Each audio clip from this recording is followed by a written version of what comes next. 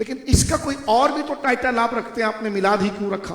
یہ بھی ایک سوال ذہن میں ریز کر دیا جاتا ہے۔ یہ بات تو بہت اچھی ہے کہ جناب حضور کی محبت فرض ہے، حضور کی تعظیم فرض ہے، اور اس محفل کے اندر حضور کے مقام و مرتبے کو سکھایا جاتا ہے، تو بھائی یہ تو بہت اچھی بات ہے، لیکن آپ اس کو میلاد ہی کیوں کہتے ہیں؟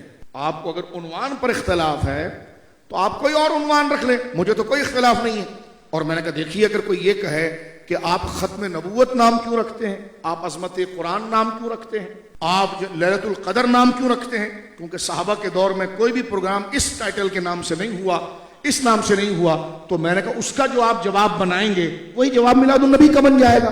اب میں یہ کہنا چاہتا ہوں کہ یہ لفظ میلاد النبی کا جو یہ باقاعدہ طور پر یہ حصہ ہے، یہ امت نے خود سے اڈاپٹ نہیں کیا، بلکہ احادیث میں جب رسول اللہ صلی اللہ علیہ وسلم کی پیدائش اور حضور علیہ الصلوۃ والسلام کی قبائل کا ذکر ہوتا ہے تو محدثین، یعنی وہ محدثین جنہوں نے احادیث کو کمپائل کیا ہے، وہ اس کا ٹائٹل کیا دیتے ہیں؟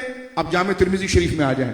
جامع ترمذی شریف حدیث پاک کی بڑی مشہور کتاب ہے۔ اگر آپ جامع ترمذی شریف کھولیں تو جامع ترمذی شریف کے اندر اگر آپ حضور علیہ الصلوۃ والسلام کے فضائل کے باب میں آئیں گے تو باقاعدہ طور پر، آج تو آپ کسی کتاب اور لائبریری جانے کی ضرورت نہیں ہے، ابھی موبائل آپ کے ہاتھ میں ہے، ابھی گوگل پر لکھیں ساری کتابیں کھلنا شروع ہو جاتی ہیں، یعنی انفارمیشن آپ کے ٹچ پر موجود ہے۔ یہ الفاظ صرف لکھ دیں آپ کہ باب میلاد النبی صلی اللہ علیہ وسلم، رسول اللہ صلی اللہ علیہ وسلم کی پیدائش کا چیپٹر، تو آپ کے سامنے جامع ترمذی کھل جائے گی۔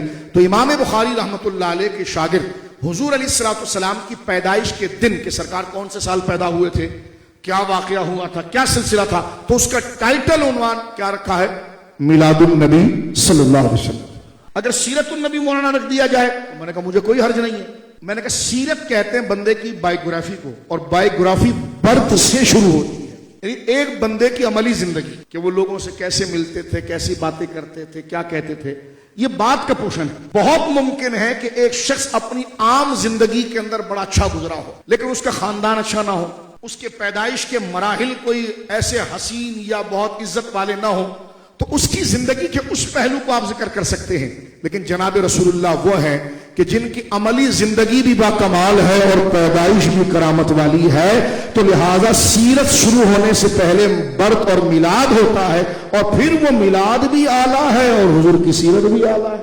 اور کتاب لا کر میرے آگے رکھا، اس نے کہا یہ دیکھیے جناب، یہ سیرت النبی کی کتاب ہے، اس میں میلاد کہاں پر ہے؟ یہ حضور کی زندگی ہے۔